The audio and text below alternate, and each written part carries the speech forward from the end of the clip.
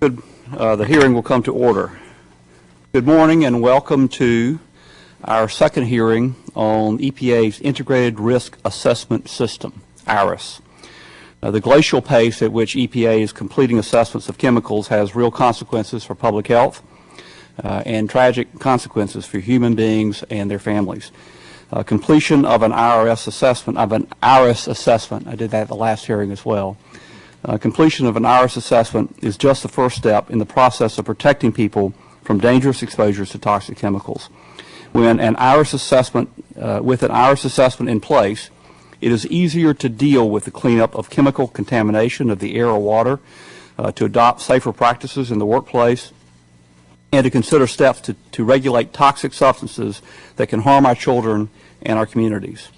The Government Accountability Office's recent report on IRIS concluded that EPA's process for initiating and completing IRIS assessments resulted in proposals that are now in preparation for more than 5 years, with some assessments taking more than a decade.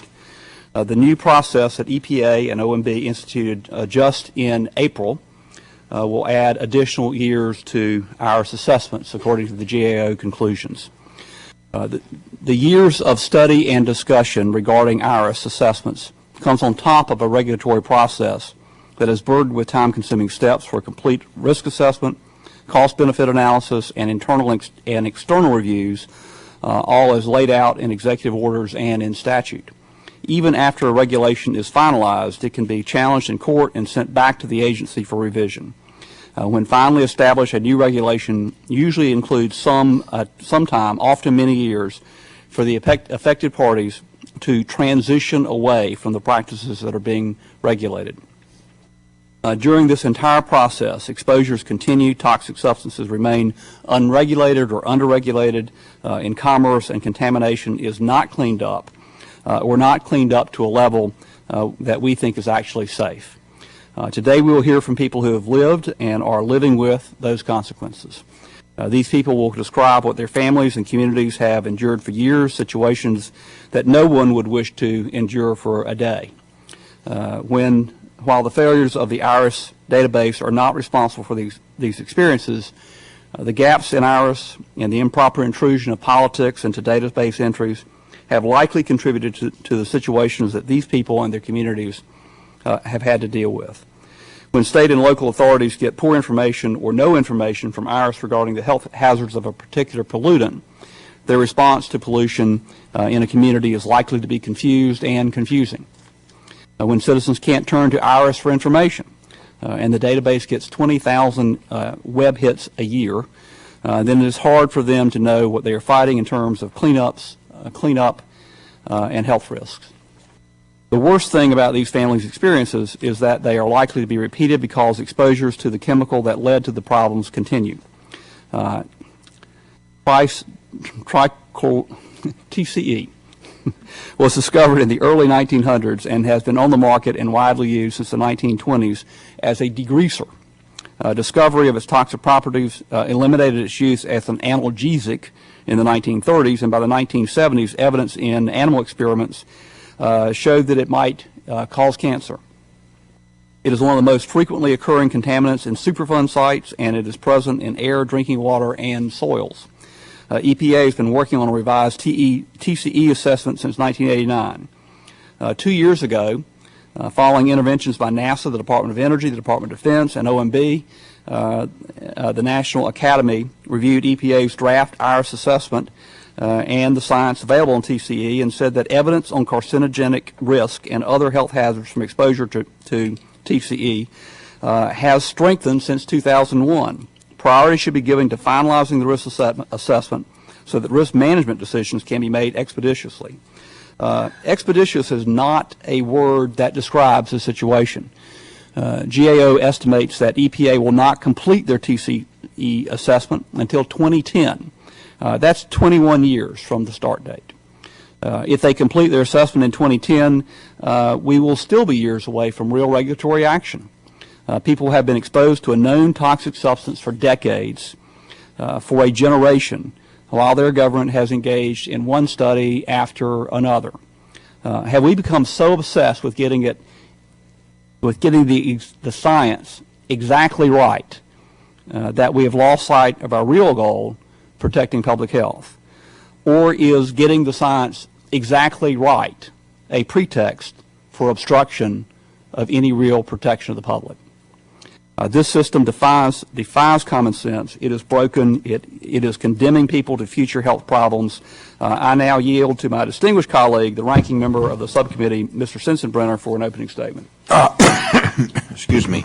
Thank you very much, Mr. Chairman. Before making my statement, let me say that Dr. David Hall, who is the minority witness at today's hearings, got stuck in the Atlanta airport last night because of bad weather. We kind of know about that the last couple of weeks back in Wisconsin, where I come from.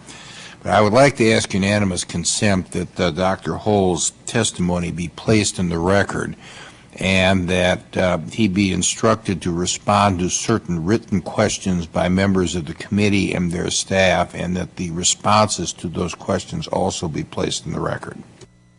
Without objection, that is so ordered. Mr. Chairman, the Integrated Risk Information System, IRIS process, was originally developed for a specific task. Different offices throughout the EPA were relying on different assessments of the health effects of chronic exposure to toxic chemicals. IRIS was intended to establish a uniform database within the EPA. However, over time, IRIS has become an authoritative resource on chemical toxicity.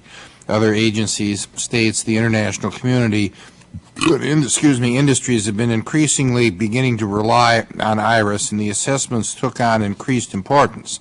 These outside groups have thought to impact a process that was not initially designed to handle external pressures. The result has been an IRIS process that has effectively broken down. The GAO recently issued a scathing condemnation of the current state of the IRIS program. The report's title, quote, "Low productivity and new interagency review process limit the usefulness and credibility of EPA's integrated risk information system," unquote. Now that's a mouthful, but I think it says where we're at now. And in my opinion, it accurately sums up the GAO's findings. But IRIS's actual production numbers are even worse. EPA currently has a backlog of 70 ongoing assessments and has managed to complete only 2 assessments in each of the last 2 years. Talk about a snail's pace. At the current pace, it will take 35 years for the EPA to finish its current backlog, and that's assuming it takes on no further tasks. The EPA has attempted to develop a uniform process for IRIS assessments. The agency argues that it can expedite the IRIS process by involving other agencies earlier in the process. While preventing last-minute delays is an important reform, the ability of other agencies to extend the time frame of assessments should be sharply limited. Data gaps in risk assessments will always exist, as better science is always developing. EPA needs to limit the time frame of assessments to prevent other agencies from indefinitely delaying the process. The EPA must also balance its need to complete assessments with the rights of interested parties to comment. The best way to achieve this balance would be to give more notice of its assessments. The EPA already publishes an annual agenda of the chemical it intends to assess in the Federal Register. If the EPA moves the date of that publication forward, thus providing more notice, interested parties will have a longer period to comment on what they deem to be insufficiencies in the scientific record. During this comment period, EPA can focus on its backlog. Because it offered a comment period, the EPA can then fairly limit the ability of outside parties to delay assessments once they are underway. The result would be a more efficient process that preserves taxpayers' money and promotes public health. In my opinion, that's a win-win. I urge the EPA to consider these proposals because IRIS must be fixed. In April, this subcommittee held a hearing on formaldehyde levels in trailers provided to the victims of Hurricane Katrina. In that hearing, we investigated how the Agency for Toxic Substances and Disease Registry struggled to identify the proper level of concern for long-term exposure to formaldehyde. EPA determined its formaldehyde assessment was outdated in 1997, but 11 years later, the assessment is still incomplete. These hurricane victims are the real-world result of EPA's bureaucratic failures. And I yield back the balance of my time. Thank you, Mr. Sensenbrenner. Mr. Sensenbrenner spoke of the backlog and said if there was no further work for EPA to do in an IRIS list, it would take 35 years. Since 600 new chemicals enter the marketplace a year, it is reasonable to assume that there will be more work for EPA to do. I ask unanimous consent to enter documents for the record that have been provided to the minority. Without objection is so ordered. I also ask unanimous consent that any additional statements submitted by members be included in the record. Without objection is so ordered. And now it is my pleasure to introduce our witnesses today. The first is a North Carolinian, at least an adopted North Carolinian, Mr. Jerome Ensminger, retired Master Sergeant with the United States Marine Corps. Second, Mr. Lenny Seigel is the Executive Director of the Center for Public Environmental Oversight. And Dr. Linda Greer is the Director of the Natural Resources Defense Council's Health Program. You will have 5 minutes for your spoken testimony, and your written testimony will be included in the record for the hearing. When you have completed your testimony, we will begin with questions. Each member will have 5 minutes to question the panel. It is the practice of the committee, of the subcommittee, to take testimony under oath. Do any of you have any objection to being sworn in? The committee also provides that you may be represented by counsel. Are you represented by counsel at today's hearing? Okay. If you now would please stand and raise your right hand. Do you swear to tell the truth and nothing but the truth? All the witnesses have responded. In the affirmative, Mr. Ensminger, you may begin.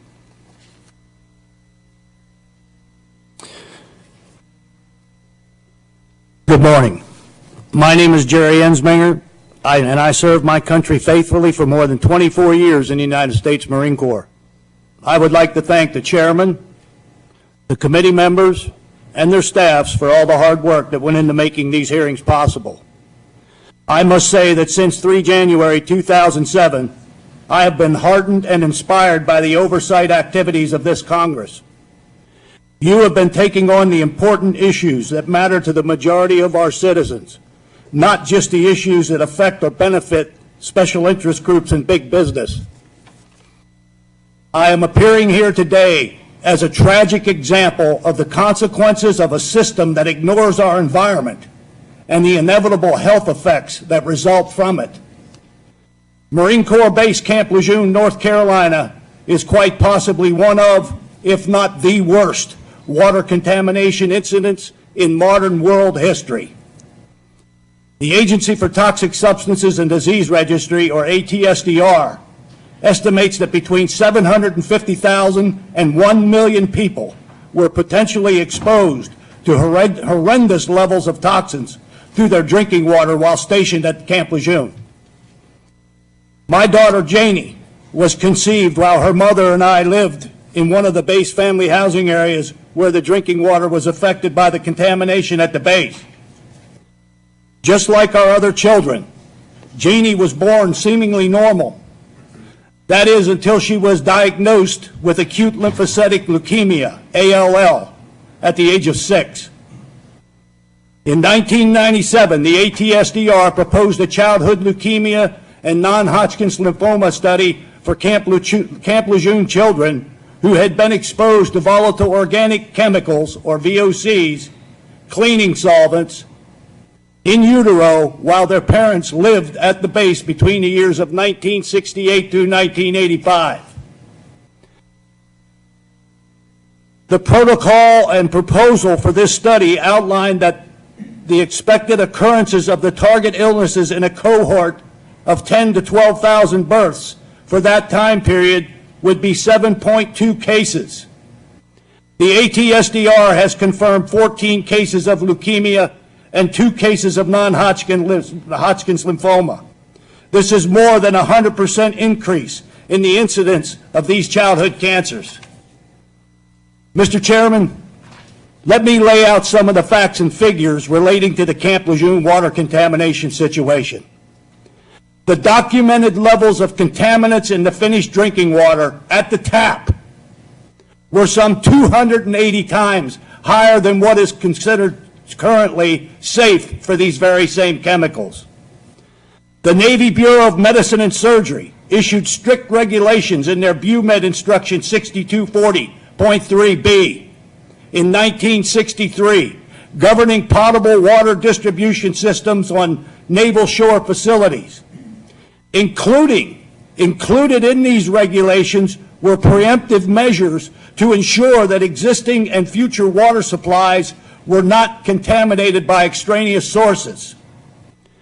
The Camp Lejeune Tarawa Terrace family housing area water supply wells were located on the virtual property line, down gradient and directly across the street from potential civilian contamination sources, gasoline stations, auto repair facilities, dry cleaning establishments, and known septic systems.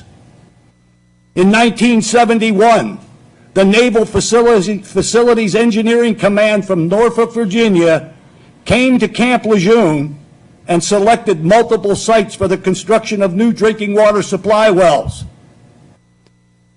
One of these new wells was HP 651, which began producing raw water for the Camp Lejeune Hadnot Point Water Distribution Plant in January of 1972. The site which had been selected by the Navy engineers for the placement of HP 651 was at the back corner of the base disposal yard, the junkyard. The disposal yard had been in operation for decades by the time they selected this site for a water supply well. In February of 1985, HP 651 tested positive for some 26,000 parts per billion of volatile organic chemicals. There is little doubt that this water supply well was contaminated immediately upon or shortly after it was construction.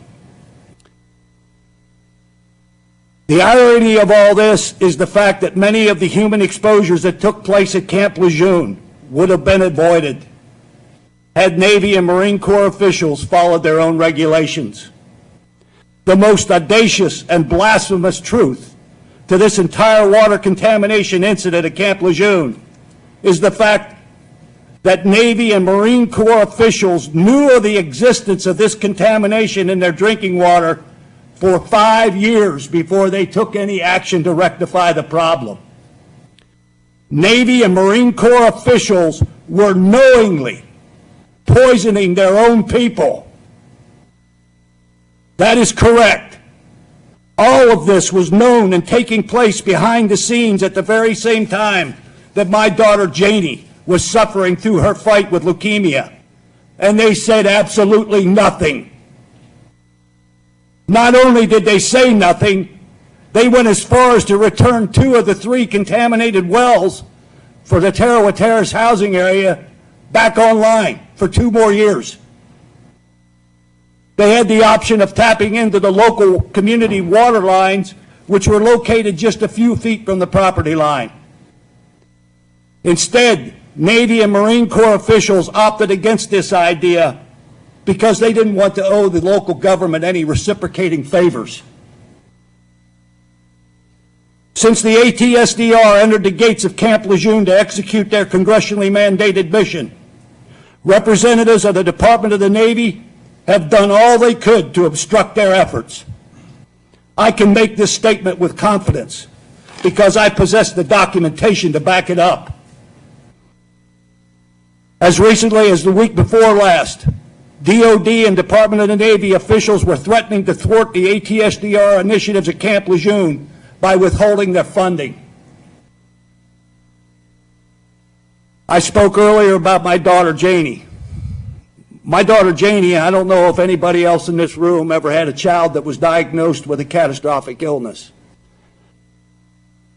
But I can assure you, when Janie was diagnosed and they told me that she had leukemia, it took me to my very knees in the hallway at the Naval Hospital at Camp Lejeune. And my forehead went down on the deck, and I broke out in a sweat, and I could not move. Janie went through hell. And all of us that loved her went through hell with her. A 6-year-old child. Naturally, they've had their normal inoculations. But a child with leukemia gets poked and prodded. You just can't believe what they go through. I held my daughter in the treatment rooms when they took needles and broke through her hip to extract bone marrow to test. And she screamed in my ear, "Daddy, Daddy, don't let them hurt me." And the only response that I could give her was, "Janie, the only reason I'm letting them hurt you is because they gotta hurt you. They're trying to help you." When she got hit with chemotherapy, I'd make it a few miles down the road, and she'd get so sick I'd have to stop and pull over and hold her and rub her back while she threw her guts up, wishing that I could take that off of my child and put it on myself, but God wouldn't do it. Throughout Janie's treatment, when she was allowed to go back to school, her treatments made her look like a freak. She lost her hair. She gained more than 30 pounds at a time when she was on steroids. Her schoolmates would pick on her, call her Cabbage Patch Kid. She'd come home from school crying. I don't know how many times I had to take Janie in the evenings and just go out to the beach and walk to try to make sense out of what was happening to her. At Duke University Medical Center, where Janie died, and Janie was receiving a lot of her treatments, in the pediatric ward, the majority of the rooms up there have soft walls. They fold. There's 2 rooms at the corners, right directly across from the nurses' station, that have 2 solid walls. They're referred to by the parents as the dying rooms. And the closer your child comes to dying, the closer you are to those 2 rooms. When you get moved into one of them, you know you're next. It's like watching mortar rounds walking toward your bunker. Nights in the hospital. I spent countless nights in a cot that folded down out of the wall. And you lay in that hospital all hours of the night, listening to the kids that they got in the treatment room screaming bloody murder. And the day of her death, I never cried in front of Janie the whole time she was being treated, which was nearly 2.5 years. That morning, that day, I started crying. And she looked up at me, and she had pneumonia, and she could hardly talk. And she looked at me, and she said, "Stop it." And I said, "Stop what?" And she said, "Stop crying, Daddy."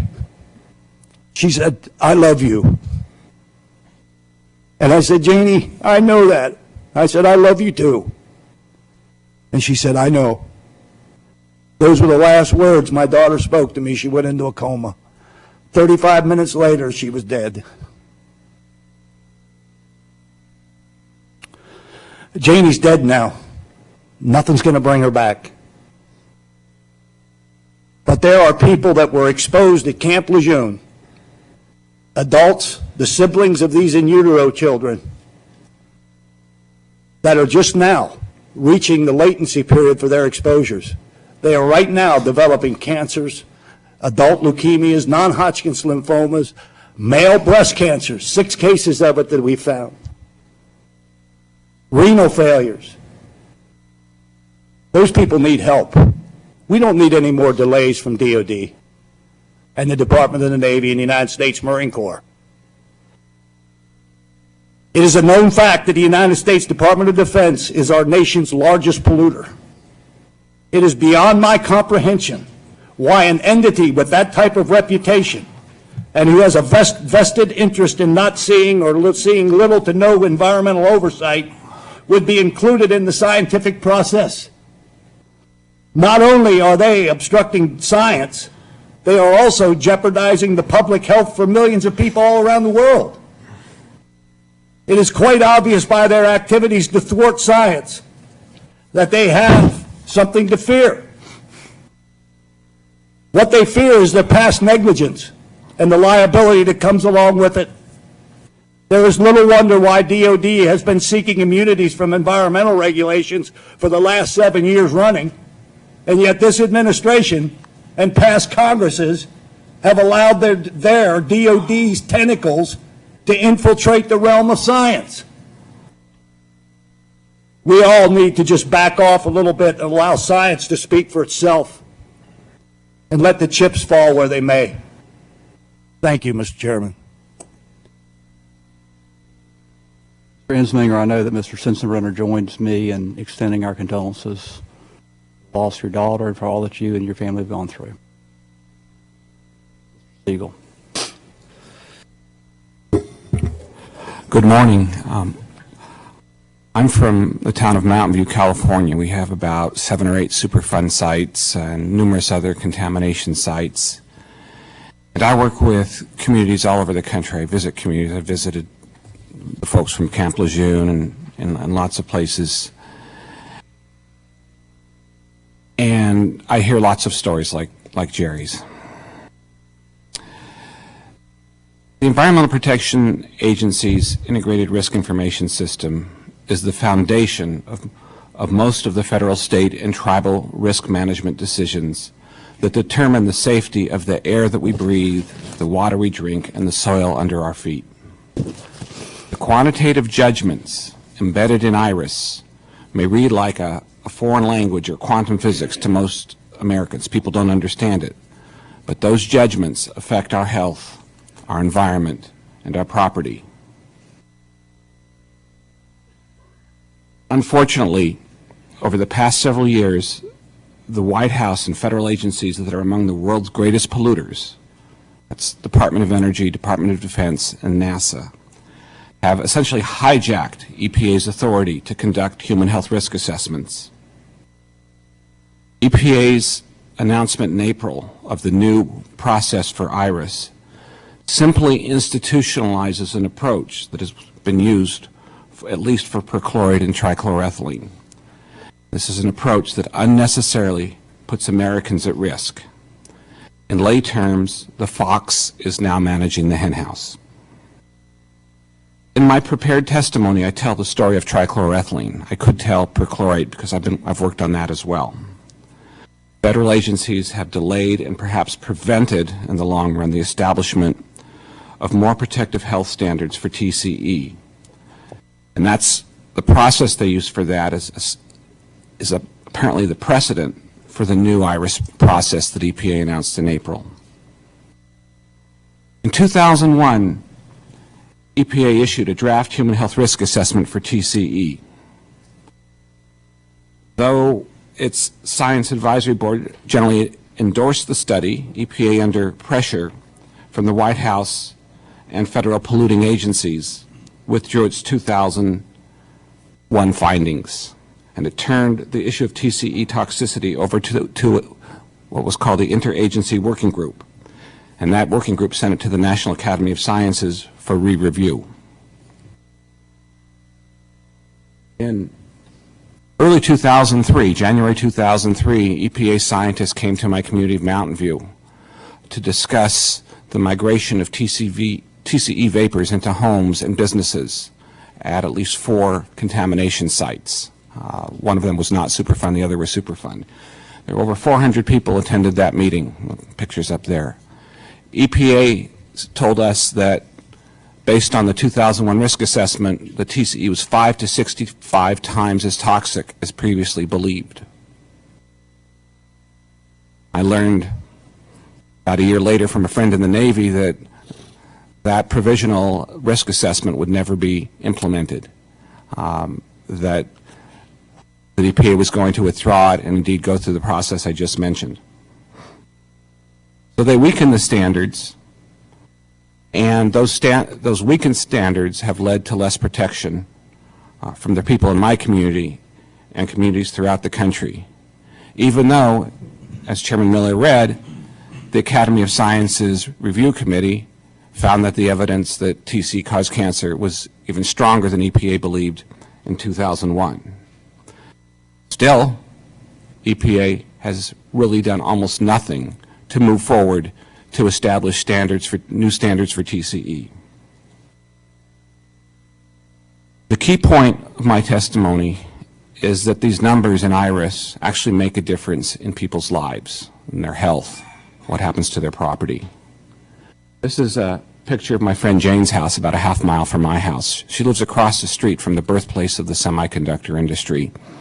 And they originally thought that the plume boundary for TCE was in the middle of the street in front of her house. It turns out the plume goes under her house because when they tested her son's bedroom, they found 0.8 micrograms per cubic meter of TCE in the air. According to the initial standard that the EPA scientists brought in, based on the 2001 health risk assessment, that was more than almost 2 orders of magnitude higher than what the standard should be, what was considered legally safe, 10 to the minus 6 cancer risk, however you want to deal with it. Under the new, or the standard that's basically harkened back before the 2001 health risk assessment, he was considered safe. So it made a difference. Now, fortunately, and it's really not fortunate at all, but the measurements in the basement in the house were higher, and so they installed a fan to ventilate the house and lower the contamination. So after age 11, her son's exposures went down because we did something about it. We don't know whether he'll get sick as a result. Jane does know that she's going to have a lot of trouble selling her house because it has the mitigation system there. This is a picture of where Shirley lived in Bayport, Minnesota. She had contamination in her private drinking water supply between the 5 parts per billion, which is the long-standing standard for TCE in drinking water, and 1, which is where everybody expected the number to go if the 2001 human health risk assessment had been implemented. Her nephew wrote me that saying why, basically the rule was for the Superfund site in Bayport, Minnesota, is that people who had contamination above 5 would have treatment systems on their private wells. She didn't get it, and she died of cancer a couple of years ago. And her son asked me, why is it that she didn't get the protection?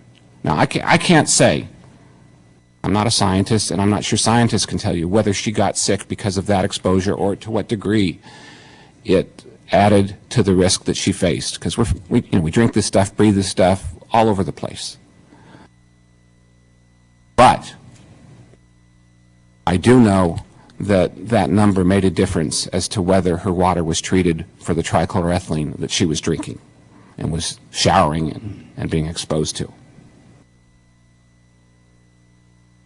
The numbers also make a difference to these polluting agencies. We found on the web an Air Force presentation a few years back, around the time that this was all happening. They figured out that it would cost the Department of Defense $5 billion extra to clean up TCE if the standard went from 5 part per billion to 1 part per billion for drinking water. I don't know whether that's really true. There are reasons why it might not be as high, but it might have been higher. The point is that the Defense Department's interest in this is primarily one of the fact that they're a responsible party, rather than their mission is to protect human health and the environment. So the people that I work with, the people who are impacted, who are breathing and drinking the contamination at these sites, are calling on EPA to withdraw the revisions that it made in the IRIS process in April, because they're basically institutionalizing something that has been putting people at risks already. And we've come up with 3 principles that we think that the IRIS process should involve. And then IRIS process isn't the entire process, but it's the foundation of it. First, all stakeholders, including the affected public, private polluters, federal polluting agencies, including the Defense Department, should have the same access to the decision-making process for the assessment of hazardous substances. This notion of a deliberative process in which the polluters, federal polluters meet privately with EPA, design the studies, that's unacceptable. Secondly, federally funded risk-relevant research should be managed by agencies that do not have conflicts of interest. That is, agencies that will not that is the agencies that will incur significant costs or encumbrances, like limits on their mission associated with more protective health and environmental standards, should not control those research activities. What happened with perchlorate is the Defense Department sponsored some research, didn't like the results, so they sponsored more research to disprove it. I'm much more comfortable when the Centers for Disease Control does studies because they are not encumbered by the conflict of interest. And I guess I should have clicked that forward, so that was the second principle.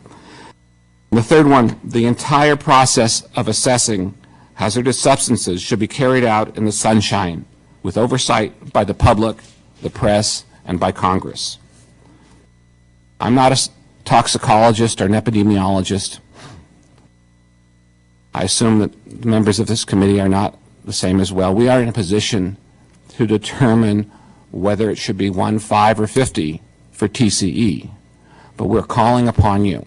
These are the people who are living and breathing this stuff. We are calling upon you to ensure that we have a fair, open, and timely process to evaluate not only the chemicals that we're discussing today, but the many more that impact our lives. Thank you. Thank you, Mr. Seigel. Not only am I not a toxicologist, I could not pronounce the chemical without practice. Dr. Greer. Good morning, and thanks for the opportunity to testify. I am a toxicologist. I direct the health program at the Natural Resources Defense Council, where I've been for 15 years, and I've watchdogged EPA's evaluation of toxic chemicals for many years, both in my capacity as the director of the health program at NRDC, as a member of the Executive Committee of EPA Science Advisory Board, where I served for 6 years, and on many committees of the National Academy of Sciences, including most recently the Committee on Emerging Issues in Toxic Chemicals. I commend you, Mr. Miller, for your interest in the IRIS review process, and more specifically in your concern and the committee's concern about the recent changes that have been made to this program. IRIS is, as you have said, a cornerstone program at EPA, which provides the scientific information necessary to develop our nation's air and drinking water standards, as well as hazardous waste cleanup levels. The changes that are the subject of today's hearing are yet another escalation of the administration's war on science and public health that has gone on for nearly 8 years. Its record of political interference with the work of government scientists across a range of environmental issues, including global warming or even endangered species, has been well established. Things are no better in the case of analyzing and regulating toxic chemicals that pose a risk to health. In this area, the administration has attempted, and in some cases is succeeded, in blocking, weakening, and delaying health standards for a very long list of pollutants, including arsenic, mercury, lead, benzene, perchlorate, formaldehyde, particulates, and ozone, and of course trichloroethylene. In addition, the administration has weakened the public's right to know about the release of toxic chemicals into their community. Thus, the recent changes to the IRIS program that are the subject of today's hearing are properly viewed as one part of a much broader agenda to sacrifice public health protections and limit public understanding of the risk of toxic chemicals in a manner that benefits a host of polluting industries and federal agencies. For many years, IRIS assessments were developed by EPA scientists. Drafts were released simultaneously for public comment and external independent peer review. OMB and government agencies such as DOD or DOE, who sometimes had a stake in the outcome of the evaluation because of their obligations to address contamination at their facilities, had an opportunity to review and comment on the draft when it was released for public comment. These procedures allowed EPA scientific experts to create and own the assessments and kept undue influence by government agencies with a polluter profile to a minimum. The new process established by the White House turns this process on its head. It invites interference by OMB and other agencies both at the outset of the process, in the middle, and at the better end, a license to kill, so to speak, if the process did not end as they wished. Importantly, these newly introduced intervention points are considered deliberative and hence shielded from public view, forcing EPA to respond to concerns behind closed doors. And alarmingly, the new opportunities are not limited to data critiques. One particularly misguided new feature offers agencies outside EPA up to 2 years to undertake their own additional studies of, quote, mission-critical chemicals, suspending EPA's evaluation of these contaminants for a very substantial period of time while they take advantage of this opportunity to delay a potential day of reckoning. Although current EPA leadership argues that the new process was developed in order to provide, and I quote, greater transparency, objectivity, balance, rigor, and predictability to the IRIS assessments, we would characterize these changes quite differently. In our view, the new process is designed precisely to give the polluting agencies more access, more opportunity for delay, and more influence to what has historically been an objective scientific evaluation process, and to allow these opportunities to occur behind closed doors, hiding the exercise of that influence from public view. In fact, if one's intention was to design a new system that would deliver great influence to government agencies with pollution problems over EPA rules, it would be hard to think of a system that would be better than this one. To claim that the new process will result in a more balanced and objective result simply doesn't pass the laugh test. Before closing, I'd like to turn briefly to the issue of timeliness, which, as we've seen from our other witnesses, is a real problem in the IRIS program. The IRIS program has always struggled to keep pace with EPA's regulatory needs, and many environmental contaminants lacking IRIS assessments are quite important to public health. TCE for one, perchlorate for another. There's no IRIS risk assessments for nearly 1/3 of the 189 hazardous air pollutants, for example. Furthermore, even where important chemicals are in the IRIS database, the risk assessments available for many of these chemicals are outdated. The average assessment on IRIS is over 13 years old, with the oldest having not been significantly revised since the mid-1980s. And, as has been mentioned, these problems greatly exacerbate the already long period of time required for EPA standard-setting procedures, up to a decade in some cases, and have been the focus of criticism for some time. Clearly, constructive reform of the IRIS program is needed, and constructive reform would focus on increasing resources available to undertake IRIS reviews, as well as policy changes that would streamline the difficult decision-making inherent in the process. The new procedures run completely counter to these goals and will only exacerbate the backlog. Properly implemented, the EPA IRIS program provides a crucial scientific service to the public. And I emphasize, speed is important, but scientific integrity is paramount. These changes hit IRIS on both fronts in a terrible way, slowing the process further and compromising its content.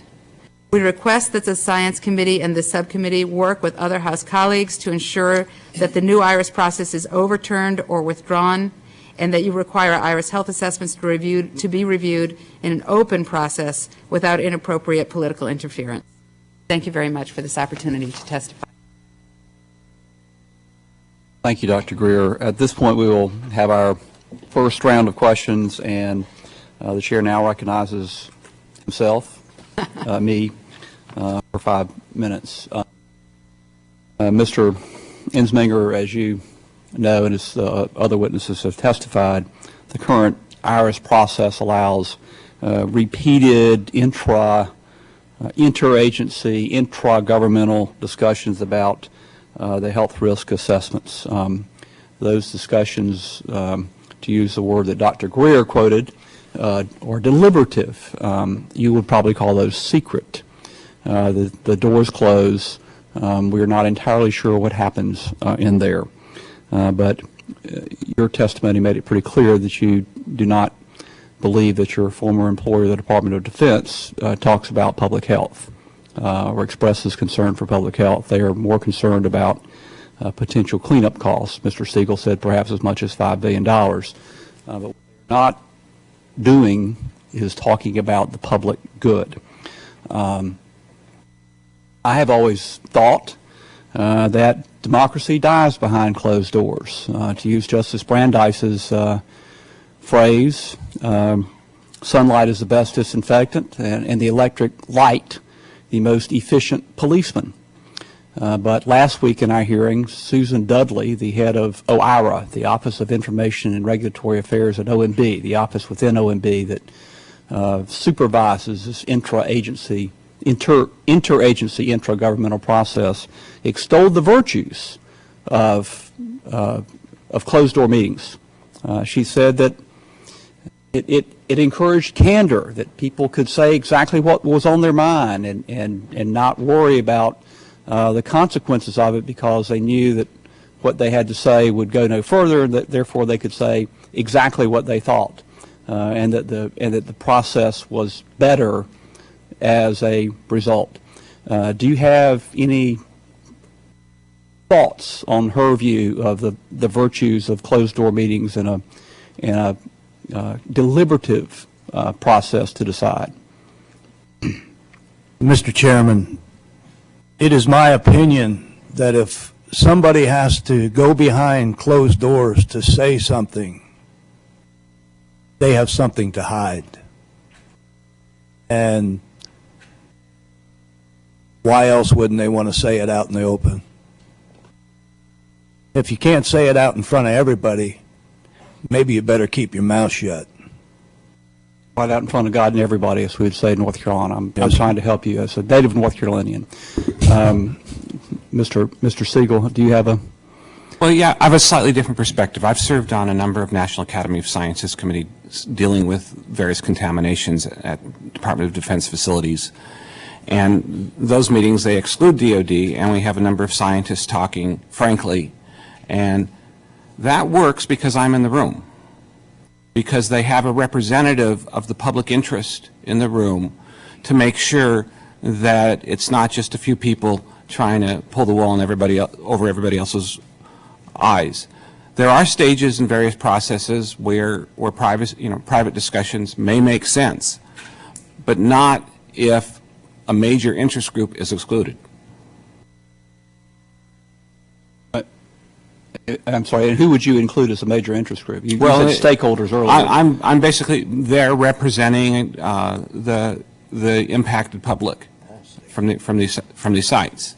So you are considering yourself or the public as an interest group. Yeah, and I strongly believe that my presence affects what other people in the room say, because they know, not that I'm going to run to the press and leak something, but they have to treat things differently when they know that there's somebody who's asking real questions. So, you think perhaps the candor that Susan Dudley thought was a virtue of being able to say whatever you thought was actually not such a virtue, and it was better to have someone who... I mean, this is almost like a brainstorming session where people are saying, I think this, but I'm not sure. And so in the privacy of that environment, people will say things they aren't sure of, and then they'll say, oh no, I see, you're right, and they aren't quoted in the press, and the thing isn't taken too far. But that only works if it's open to other people with other interests. And that's a scientific discussion. It's not a political discussion. Dr. Greer? Well, I think the important principle here is transparency and accountability of the decision making. And what we've seen through various experiences is that behind closed doors, arguments are made, data is hidden, and the decision that comes out in the end is not transparent and is not accountable.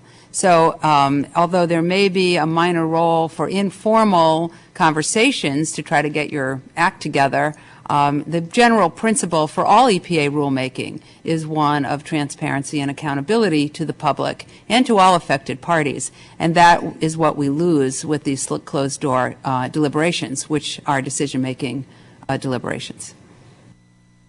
The current interagency process, the IRIS listing process, the one that preceded the one that was adopted in April, seemed to have OIRA, the office of the OMB, really in control because it was interagency, and now seems to be more clearly in control. in a process that statute seemed to contemplate the EPA would run. Do you think the EPA is capable of conducting an interagency discussion on its own, or do they need OMB standing over their shoulder or actually being the ones themselves to decide? Dr. Greer? Well, EPA is absolutely capable of doing that. I mean, this is really at the core scientific deliberation. They have guidance documents on principles of how to make these decisions, and they have decades of experience in making these decisions. I would contrast that against any of the scientific experts in any of these agencies or in OIRA who are really in a much less expertise, less experience, and this is really EPA's arena. Mr. Seigel?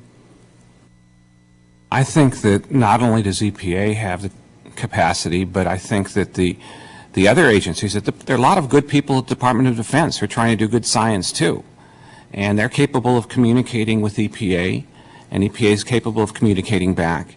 And the OIRA involvement, to me, smacks of a political involvement, that you have people who are involved not primarily because of their scientific expertise, but because of their political obligations. I understand that my time has expired, but Mr. Sensenbrenner is not here, so I'll recognize myself for a second round of questions. Mr. Whitaker, I think you, our audiovisual guy, there were two charts in the hearing last week. Chart 3, see if that one. All right, that's the, actually, see chart 1 first.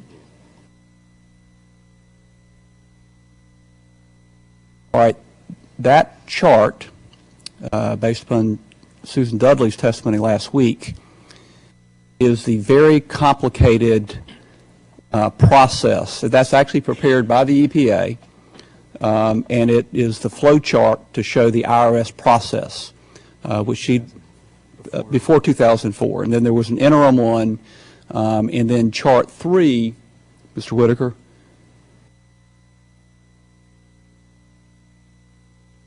That is the chart that she said streamlined the IRS process. Mr. Seigel, does that, is it your impression, like GAOs, that actually will further complicate, not streamline? It does not look just to my own lying eyes to be a simplification of the earlier chart. As I said, there are a lot of good people at EPA and career people I talk to are, very concerned about this sort of thing. And I tease them. I say it takes EPA 30 days to put in a light bulb. And basically you have, not just with IRIS, but with a large number of processes, things are just dragged on and on while people are already exposed. It's one thing if there's a delay and nobody's being exposed. But you basically have people like Shirley, like Jane's son, like Janie Ensminger, people who are being exposed while this process goes on. So, again, things that take a long time that are complicated are okay if people are safe. But if you don't know that they're safe, you need to act quickly. And when we've tried to accelerate some of these studies, like on perchlorate, they just say, we can't possibly do it by such and such a date. Well, I guess that's because they don't really care about the exposures that are going on. That's all I can think of. Ensminger, you appear to want to comment. I had a researcher make a comment to me the other day exactly about OMB overruling the EPA. I believe the OMB has one toxicologist on their staff. I asked Susan Dudley that last week, and I did not get a clear answer. They have one toxicologist on their staff who overruled the thousands that work at EPA. Boy, isn't that something? Well, again, what you just said is consistent with what I had heard, but when I asked Susan Dudley that, the head of OIRA, I did not seem to get a clear answer, and she said that they had access to other expertise, that that they employed.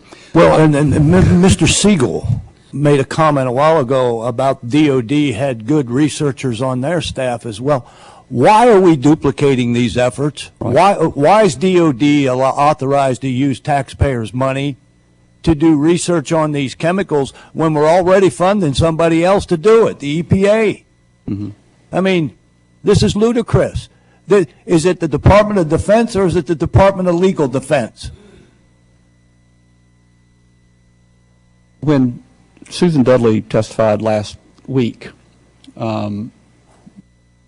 I asked her if in any of these old mini blocks, I haven't actually counted how many blocks there are, other than the public comment sections, periods, whether there was an opportunity for anyone in the private sector to be part of deliberative discussions.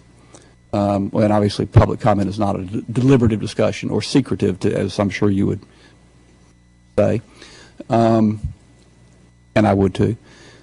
And she said no, that actually all of the participation by the private sector would be through public comment. There was no opportunity for them to have any say, any opportunity to influence an IRS decision, an IRS assessment, not TCE manufacturers, not any private sector companies that might face cleanup costs, no opportunity except during public comment. Mr. Seigel, is that consistent with your own observations of the process? It's my understanding that through the Perchlorate study group, and you may have the documents, that the contractors for these federal polluting agencies have a direct line to the Defense Department, NASA participants, because these agencies end up in many cases paying for the cleanup of the contractor obligations. I mean, it's little known, when Congress looked at this over 10 years ago, that companies like Lockheed and Aerojet charge the costs of their cleanup off as overhead on their government contracts. And the people in the Defense Department who are in charge of dealing with it know it, so they are very open to input from these companies when they go to EPA. I don't know that the companies are actually in the room in the meetings with EPA, but their information is. Dr. Greer? Yeah, that's right. I was going to say the same thing, that the Perchlorate study group is a great example of how that's really not the case, that what Susan Dudley was talking about. There's plenty of precedent for that not being true. In this case, that was a group set up by the military. They were present in the so-called interagency deliberations. And Aerojet was actually the chair of the deliberations in many of the meeting notes that NRDC has. So they were running the deliberation, let alone not present. Dr. Greer, if there were not this streamlined process, interagency IRS process, could federal agencies still weigh in on an IRS assessment, and how would they go about that? Well, the federal agencies have always had an opportunity to comment and weigh in on these assessments. That's been the case all the time. They've weighed in during the public comment period, but not in secret and, not with a license to kill. That's the big difference between what we're looking at today and the normal procedures. We certainly would not object to having these agencies weigh in with the public, on the record, so to speak.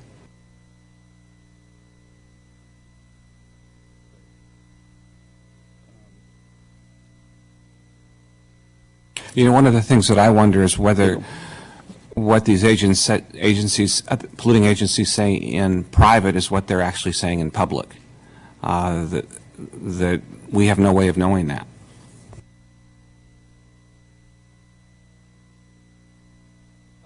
Mr. Ensminger, obviously a lot of folks have lived on Camp Lejeune. Military is transient by nature. I grew up in Fayetteville, as you pointed out when we talked yesterday. I know you have less than warm feelings for Fayetteville since you see it as an army town. But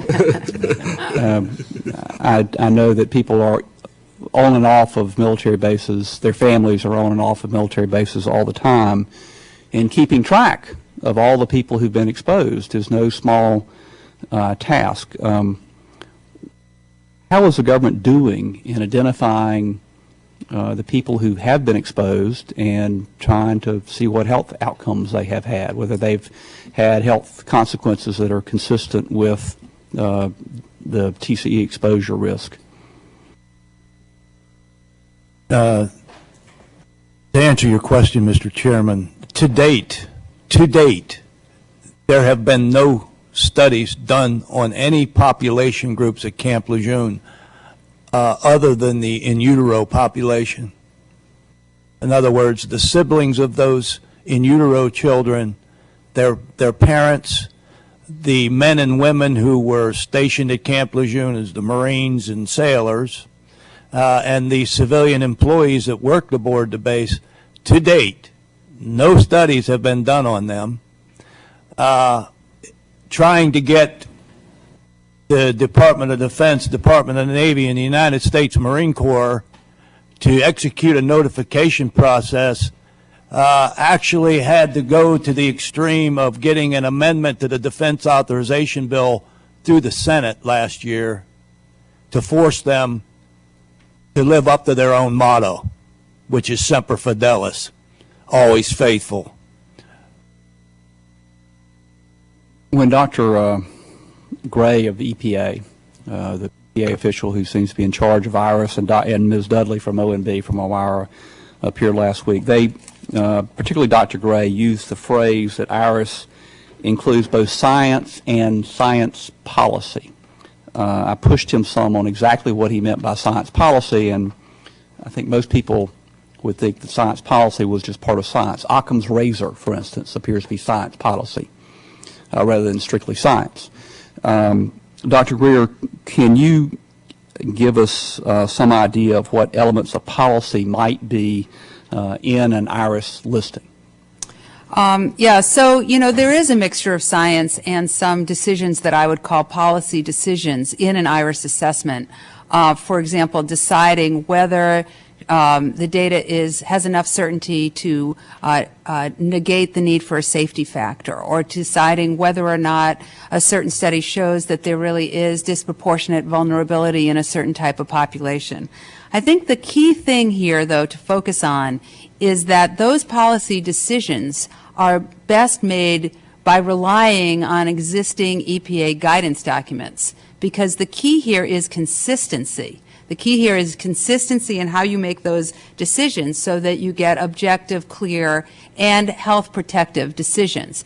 And those guidance documents are publicly vetted, publicly commented on, and open. And so what I get worried about in this distinction between science and policy is that we lose the plot here, that the plot here is how to make consistent decisions that err on the side of protecting public health.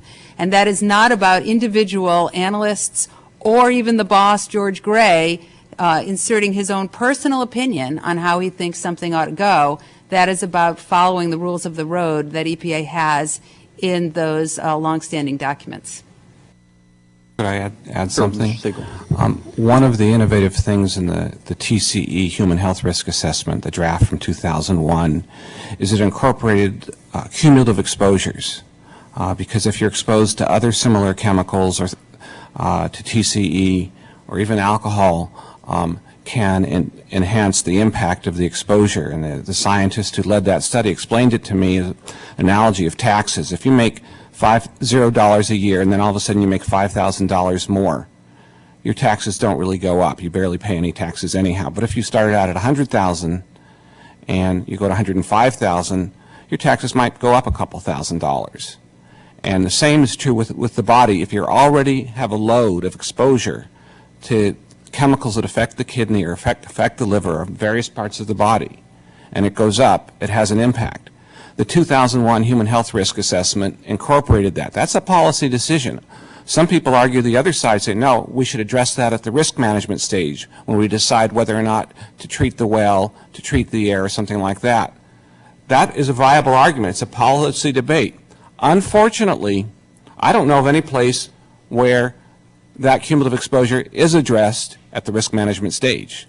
So I think I would go with the 2001 health risk assessments for TCE, say, yes, we should do it in the risk assessment phase, and that should be part of IRIS. But that is a policy decision that affects how the science comes out. Mr. Ensminger, you seem to want to answer this. No, I wanted to go back to that thing about the studies. Now, there are some feasibility studies that have been proposed by ATSDR for some of these other population groups. The protocols have just been written for them. They're in the peer review process now and approval process. But like I said in my testimony, just the week before last, the Department of Defense and Department of the Navy were balking at $1.6 million, and ATSDR is estimating that next year's these feasibility studies and their water modeling at Camp Lejeune is going to come somewhere close to $12 million. I can just hear them now. But, you know, they're doing everything they can to kill the Camp Lejeune efforts, and they're going to use every excuse in this world to make that possible. But I'll be here fighting them. Mr. Ensminger, I want to come back to you in just a second on your experience with ATSTR, which has also gotten the subcommittee's attention. But Mr. Seigel and I think Dr. Greer, Mr. Ensminger has obviously done a good deal of research, and it's obvious what his motivation is from having heard his testimony, that the typical expectation for a population the size of the folks who are the children who are exposed in utero would have been 7.2 cases, and ATSTR has now confirmed 14 to this point of leukemia, childhood leukemia, 2 cases of non-Hodgkin's lymphoma.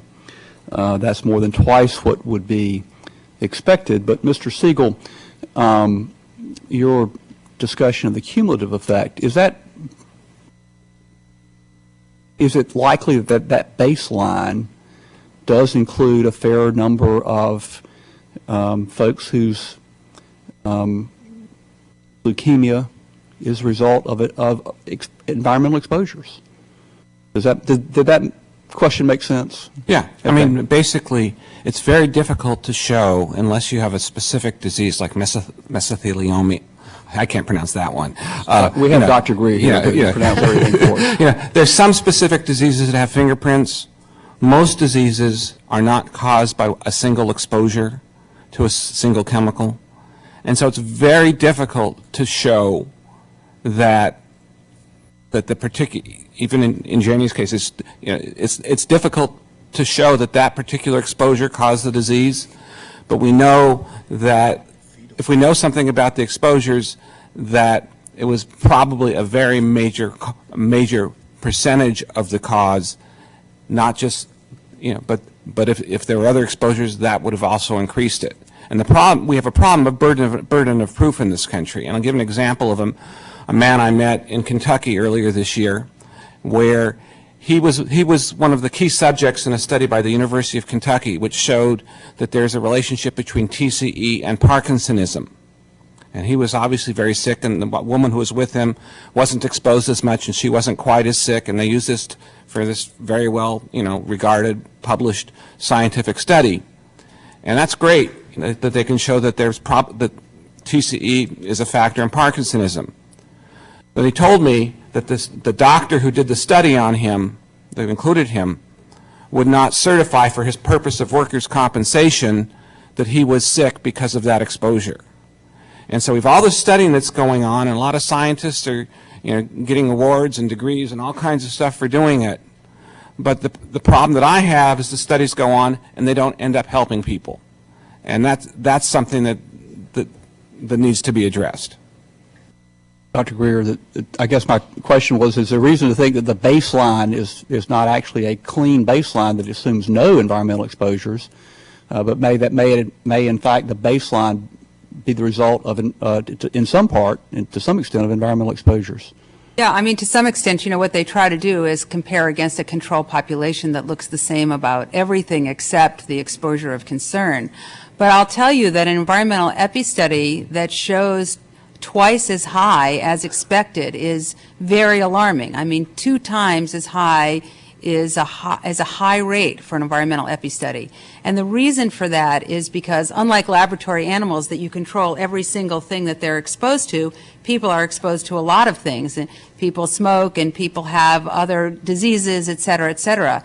So when you're comparing a disease caused by an environmental exposure with a baseline of disease, it's sort of muddy and you have a hard time seeing trends.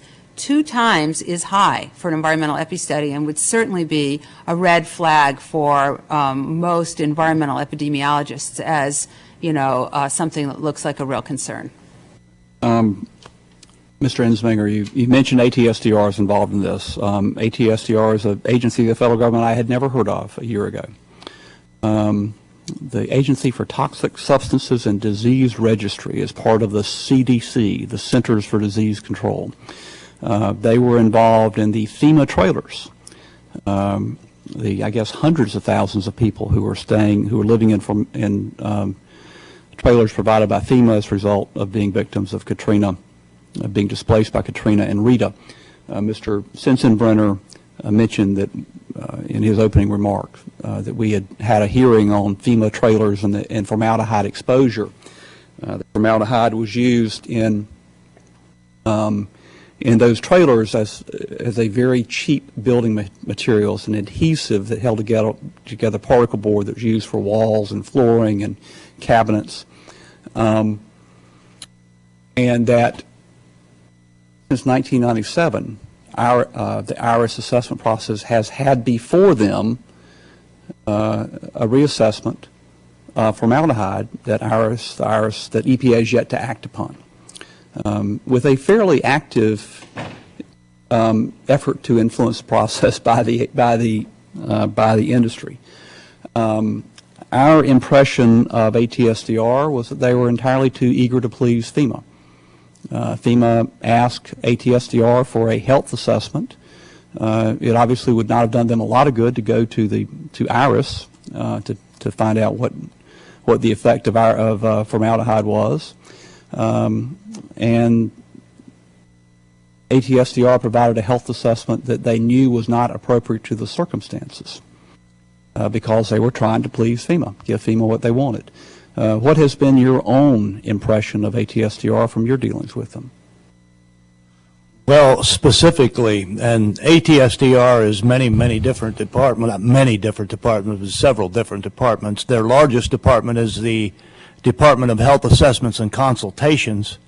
For lack of a better term, the public health assessment for Camp Lejeune is a piece of crap, okay?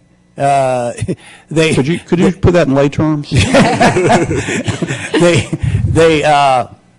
And there are so many errors in that public health assessment, and every one of those errors have been pointed out to those people, and they absolutely refused to pull that health assessment down and correct it. Last year, there was a hearing held specifically about Camp Lejeune, and we almost had to beat them into submission just to get them to put a disclaimer up at the beginning of that public health assessment so people weren't looking at that thing and relying on the erroneous information that they have on their website. Now, public health assessments and consultations with ATSDR. When we discussed this yesterday with some of your staff, ATSDR was given an exception when they were created back in the early 80s to bypass the peer review process because of the backlog in Superfund sites that they needed to do assessments on. So Congress gave them a pass on the peer review process for public health assessments. That backlog is done. There is no backlog for Superfund sites anymore. ATSDR needs to be held to the same standard as everybody else, and those public health assessments need to go through a peer review process. And I'll guarantee you, if this is instituted, you will see a much better product coming out of ATSDR than you see now. As a matter of fact, I would bet you that there's a lot of people working at ATSDR who are so used to pulling out their little tray in their desk that got all their little standard quotes that they can just slip in there and nobody ever questions. I'll bet you if you make them go through the peer review process, you'll see a lot of people that work at ATSDR that won't be working there later.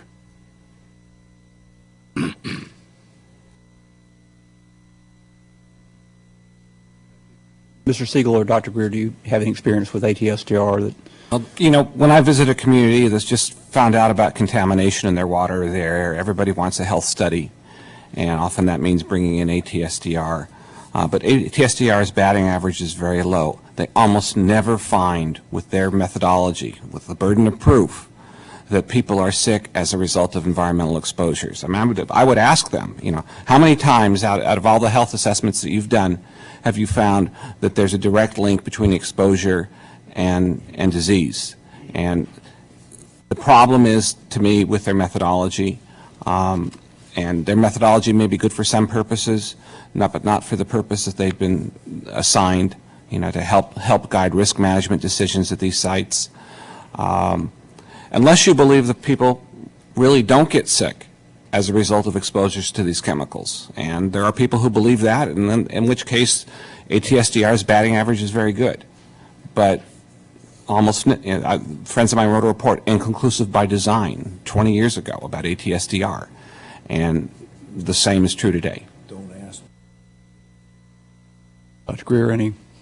Well, as I said in my oral statement, you know, the changes to the IRIS program that we were talking about are just part of what we regard as the administration's war on science and public health protection. And I think that ATSDR is another, it's an area which shows the influence of the administration on some of their deliberations.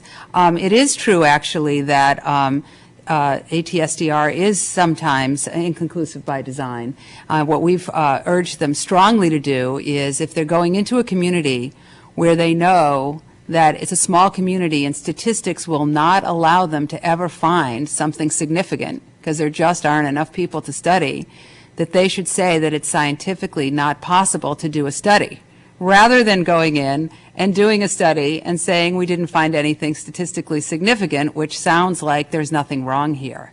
So they really need to develop a bright line threshold that they make an evaluation at the outset to say, there are enough people or enough type of disease here that we could actually study this scientifically, or this doesn't lend itself to a scientific study, and we need to make a decision to move forward, erring on the side of protecting human health, to do it without the study. And that's what we've urged upon them many times without success. Mr. Ensminger. Also, the researchers at ATSDR, now I'm going to take their side for a minute here, which is unusual, but ATSDR's researchers, when they go to a DOD site specifically, all the information gathering for their health assessment, DOD Superfund sites are placed on an honor system. They're on an honor system. These people are the keepers of all the records on that, for that base. And these researchers are literally thrown to these wolves when they go to these bases and have to rely on these people. These people withhold. I mean, I've got letters that I provided with my testimony back in 1994 where ATSDR was complaining that the people at Camp Lejeune weren't providing them with the documents they needed to do their required mission. And when they did provide them with data, there was no supporting documentation to back up what they were giving them. I mean, how can you place a polluter on an honor system? They've already shown they don't have any honor. And they've proven it time and time again in the Camp Lejeune situation. Dragging their feet, putting up roadblocks, stalling. giving incorrect data. And I have documented situations at Camp Lejeune where they knowingly provided incorrect data to ATSDR, which skewed one of their studies, and never corrected it. They relied on us to correct it. We are getting short of time, but Mr. Seigel, you... Yeah, this is a systemic problem. The ATSDR does not do studies.